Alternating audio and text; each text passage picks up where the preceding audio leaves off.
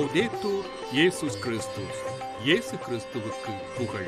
தமிழ் கூறும் நல்லுலகில் வாழும் அனைத்து அன்புள்ளங்களுக்கும் வத்திக்கான் வானொலியின் வணக்கம். இறைவன் உங்கள் உள்ளத்தையும் இல்லத்தையும் தன் அன்பாலும் அருளாலும் அமைதியாலும் இன்றும் என்றும் நிரப்புவாராக.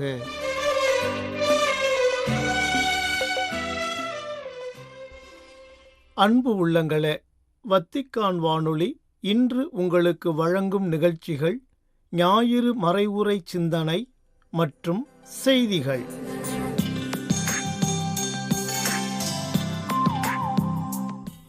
மூவொரு கடவுள் பெருவிழா. ஒன்றிப்பின் அடையாளமான மூவொரு கடவுள். மூவொரு இறைவா சரணம், முழு முதல் தலைவா சரணம். மூவொரு இறைவா சரணம், முழு முதல் தலைவா சரணம். அடியேனும் பதம் சரணடைந்தேன், படைப்பின் சிகரமாய் என்னை மாற்றி. அன்பர்களே, இன்று நாம் மூவொரு கடவுளின் பெருவிழாவை கொண்டாடுகின்றோம். இப்பெருவிழா மூவொரு கடவுளின் ஒன்றிப்பை நமக்கு எடுத்து காட்டுகின்றது. தந்தை, மகன், தூய ஆவியார் மூன்று ஆட்களும் ஒன்றிப்பை அடிப்படையாக கொண்டு செயல்படுகின்றனர். படைத்தல், மீட்டல், காத்தல் ஆகிய முப்பெரும் செயல்கள் இவர்களிடத்தில் வெளிப்படுகின்றன. தந்தை இவ்வுலகை படைக்கின்றார், மகன் இவ்வுலகை மீட்கின்றார், ஆவியானவர் மீட்கப்பட்ட உலகை பாதுகாக்கின்றார். மூன்று ஆட்களுக்குள்ளும் ஒரே ஞானம், ஒரே திருவுளம், ஒரே வல்லமை இருப்பதால் ஒன்றிப்பு நிலவுகிறது என்று சிறு வயதிலேயே சின்ன குறிப்பிடம் வழியாக நமக்கு கற்றுக் கொடுக்கப்படுகிறது. மூவொரு கடவுள் எப்படி மூன்று ஆட்களாய் இருந்து செயல்படுகின்றனர் என்பதை அறிந்து கொள்ள நமக்கு அறிவு மட்டுமே போதாது, மாறாக இறை நம்பிக்கை தேவைப்படுகிறது. இங்கே இறை நம்பிக்கை என்பது ஞானம் என்றும் பொருள் கொள்ளலாம். பொதுவாக அறிவிற்கும் ஞானத்திற்கும் வேறுபாடுகள் பல உண்டு. எடுத்துக்காட்டாக, அறிவு என்பது நம்மை சுற்றி உள்ள உலகத்தை புரிந்து கொள்ளும் திறனை அளிக்கிறது. ஆனால் ஞானம் என்பது வாழ்க்கையில் சிறந்த முடிவுகளை எடுக்க அனுமதிக்கிறது. மேலும் ஞானம் என்பது நல்ல தீர்ப்பு மற்றும் சிக்கலான சூழ்நிலைகளை புரிந்து கொள்ளும் திறனை அடிப்படையாக கொண்டது. நல்லதை செய்யவும் தீமையை தவிர்க்கவும் ஞானம் பயன்படுவதால் அது மேன்மையானதாக போற்றப்படுகிறது. சாலமோனின் ஞான நூலும் நீதிமொழிகள் நூலும் ஞானத்தின் மேன்மையையும் அதனை அடையும் வழிகளையும் எடுத்துரைக்கின்றன. ஆண்டவரிடம் கொள்ளும் அச்சமே ஞானத்தின் தொடக்கம், தூயவராகிய அவரை பற்றிய உணர்வே மெய்யுணர்வு என்கிறது நீதிமொழிகள் நூல். ஒன்றை கற்றுக்கொள்வது என்பது அறிவு, ஒன்றை உணர்ந்து கொள்வது என்பது ஞானம் என்று எளிமையாக கூறலாம். கடவுள் மூன்றாட்களாக இருக்கின்றனர் என்பதை தெரிந்து கொள்வது அறிவு. ஆனால் அவர்கள் ஏன், எதற்காக மூவொரு கடவுளாக இருக்கின்றனர் என்பதை நம்பிக்கையால் உணர்ந்து கொள்வது ஞானம்.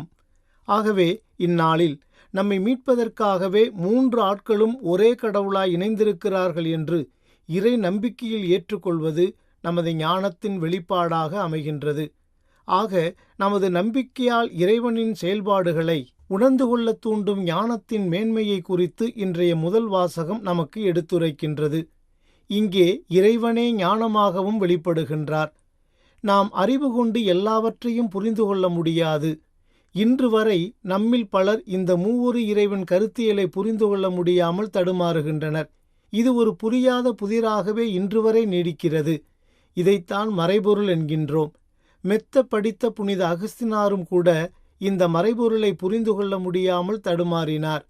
ஆனால் பல வேளைகளில் இந்த மூவொரு இறைவனின் கருத்தியலை படிக்காத பாமரர்கள் கூட வெகு சுலபமாக புரிந்து கொள்கின்றனர். ஆனால் தங்களை அதிகம் படித்தவர்களாக பிதற்றிக் கொள்ளும் சிலரால்தான் கடவுளின் செயல்களை புரிந்து கொள்ள முடியாமல் தடுமாறுகின்றனர்.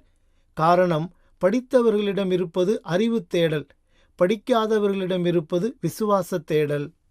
ஒரு முறை கிளை கிராமம் ஒன்றில் மூவொரு இறைவன் பெருவிழா திருப்பலியை நிறைவேற்றுவதற்காக பங்கு தந்தை வயல் வழியே நடந்து போய்க் கொண்டிருந்தார்.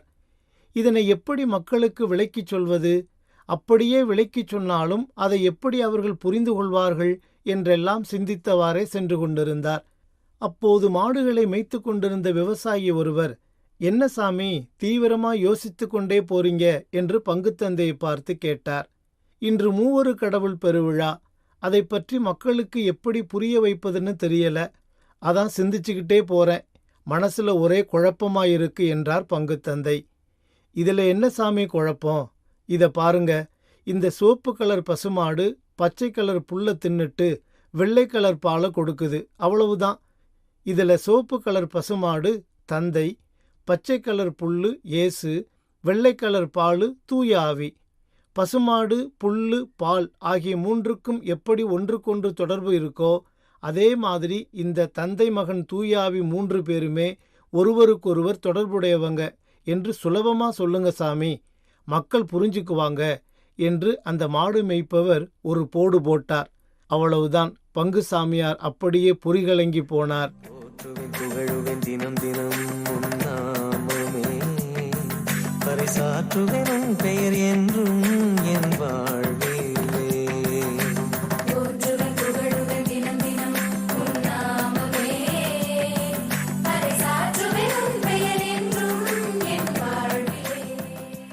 இரண்டாவதாக, மூவொரு கடவுள் பெருவிழா நமக்கு உணர்த்தும் முக்கியமான கருத்து ஒன்றிப்பு. தந்தை மகன் தூயாவியார் மூவரும் 3 ஆட்களாயிருந்தாலும் எல்லாவற்றிலும் ஒரே கடவுளாய் ஒன்றித்திருக்கின்றனர். இதைத்தான் ஒரே ஞானம், ஒரே திருவுளம், ஒரே வல்லமை என்று மேலே பார்த்தோம்.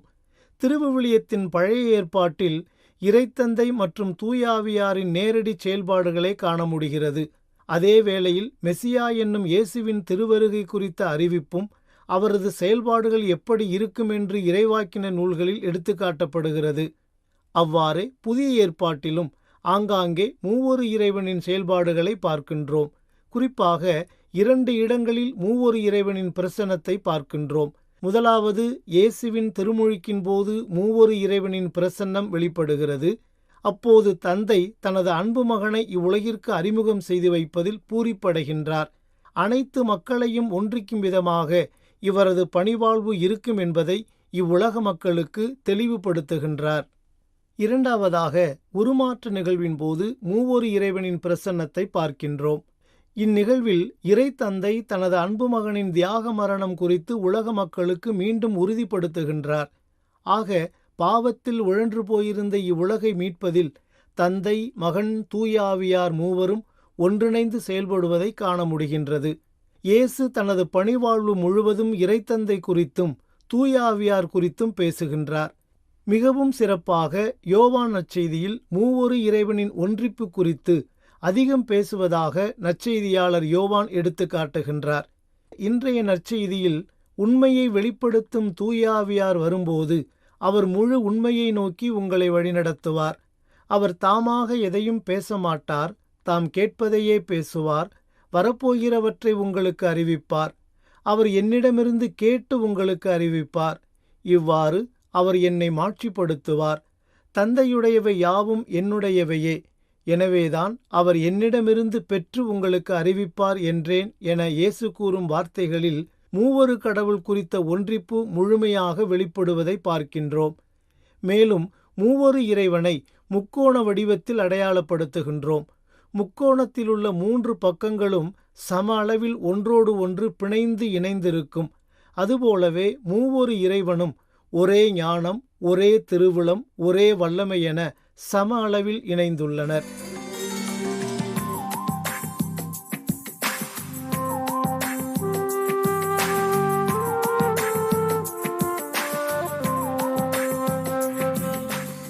அன்பர்களே, இவ்வுலகை மீட்பதில் மூவொரு இறைவனும் ஒன்றிணைந்து செயல்பட்டனர் என்ற முக்கியமானதொரு கருத்தையும் இன்றைய நாள் பெருவிழா நமக்கு உணர்த்துகிறது.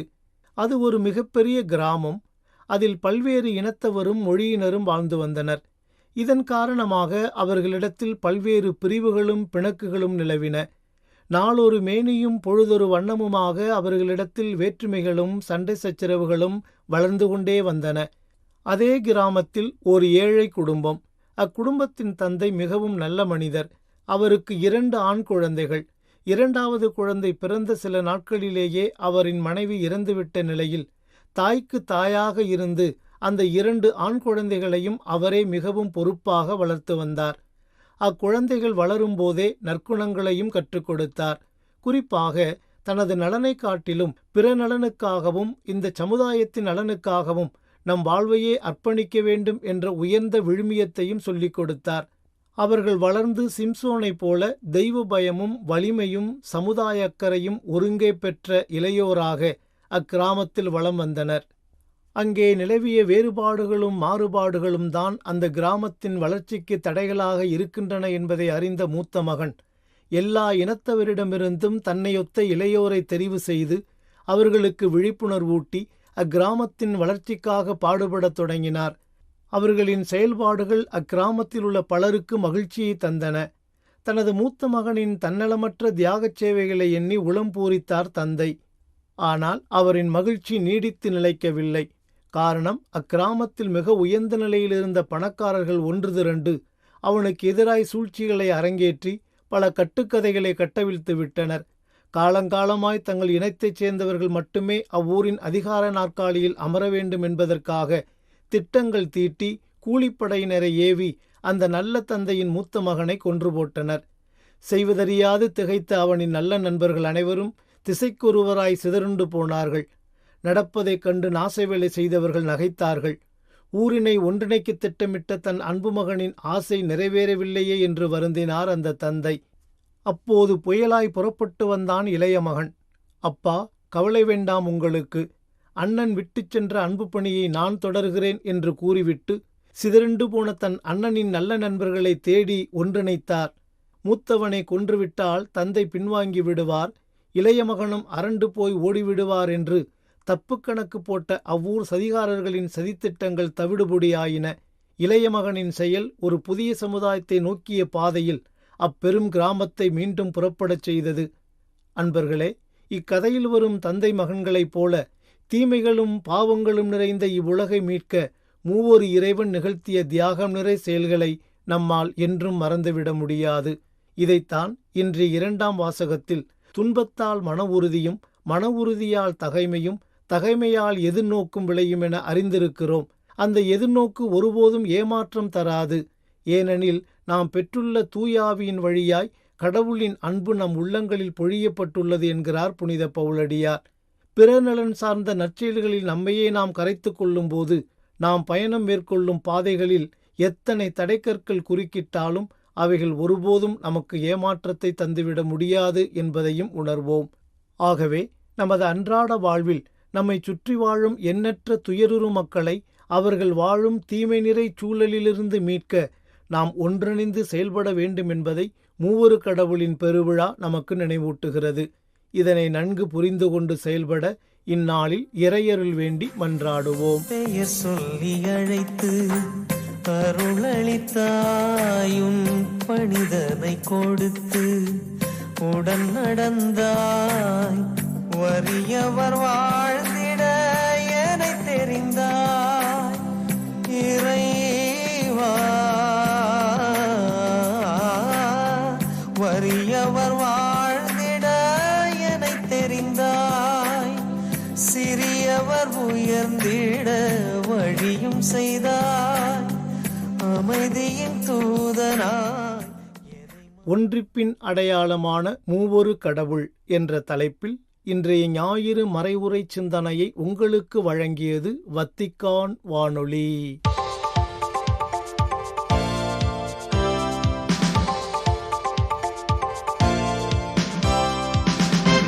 செய்திகள். லியோன்ஸ் நகர ஆயர் இரேனியஸ் எதிர்நோக்கின் அடையாளமாக கிழக்கு மற்றும் மேற்கை இணைத்து மக்கள் எவ்வாறு தொடர்ந்து ஒருவரை ஒருவர் வளப்படுத்துகின்றார்கள் என்பதை நமக்கு நினைவூட்டினார் என்றும், சுவர்கள் இருக்கும் இடங்களில் பாலங்களை கட்ட முனைவோம், கதவுகளை திறந்து உலகுடன் நம்மை இணைப்போம், இதனால் நம்பிக்கை பிறக்கும் என்றும் வலியுறுத்தினார் திருத்தந்தை 14ஆம் லியோ.